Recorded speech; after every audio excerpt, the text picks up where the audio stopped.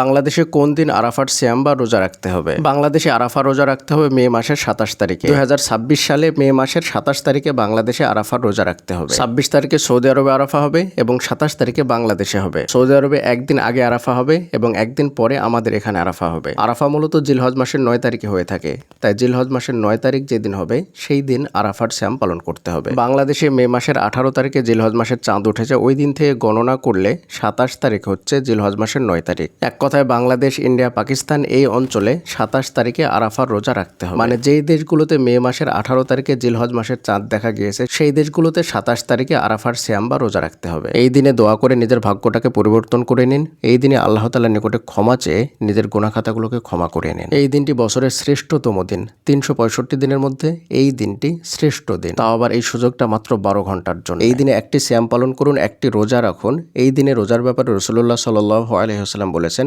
তিনি আল্লাহ তাআলার নিকটে আশাবাদী। এই দিন একটি সিয়াম পালন করলে 1 বছর পূর্বের এবং 1 বছর পরের গুনাহসমূহ আল্লাহ তাআলা মাফ করে দেবেন। সুবহানাল্লাহ। এবং এই দিনের বিশেষ যে আমল, সেই আমলটি করবেন। চলুন এই দিনের বিশেষ আমলের বিষয়ে আপনাদেরকে বলি। এই দিনের বিশেষ আমলের বিষয়ে রাসূলুল্লাহ সাল্লাল্লাহু আলাইহি ওয়াসাল্লাম হাদিসের মধ্যে বলেছেন, খয়রুদ দুআই দুআউ ইয়াউমি আরাফা ওয়া খয়রু মা কুলতু আনা ওয়ান নাবিয়্যুনা মিন ক্বাবলি লা ইলাহা ইল্লাল্লাহু ওয়াহদাহু লা শারীকা লাহু লাহুল মুলকু ওয়া লাহুল হামদু ওয়া হুয়া আলা কুল্লি শাইইন কাদির। এই দোয়াটি হলো এই দিনের শ্রেষ্ঠ দোয়া। আমাদের নবী হযরত মুহাম্মদ সাল্লাল্লাহু আলাইহি ওয়াসাল্লাম তিনিও এই দোয়া বলেছেন এবং তার আগে যত নবী এসেছিলেন সবাই এই দোয়া পড়েছেন। তাই এই দিনে পুরো দিন এই দোয়াটি বেশি বেশি পাঠ করবেন, বেশি বেশি আমল করবেন। এই দিনে সিয়াম পালন করবেন, এই দিনে এই দোয়াটি বেশি বেশি পাঠ করবেন একদম সূর্য ওঠা থেকে নিয়ে সূর্য ডোবা পর্যন্ত এই পুরো সময়টা। আল্লাহ তাআলার নিকটে বেশি বেশি ক্ষমা প্রার্থনা করবেন। আল্লাহ তাআলার নিকটে বেশি বেশি ক্ষমা চেয়ে নিয়ে নিজের গুনাহ খাতাগুলোকে ক্ষমা করে নেবেন। আজকে থেকেই প্রস্তুতি নিন।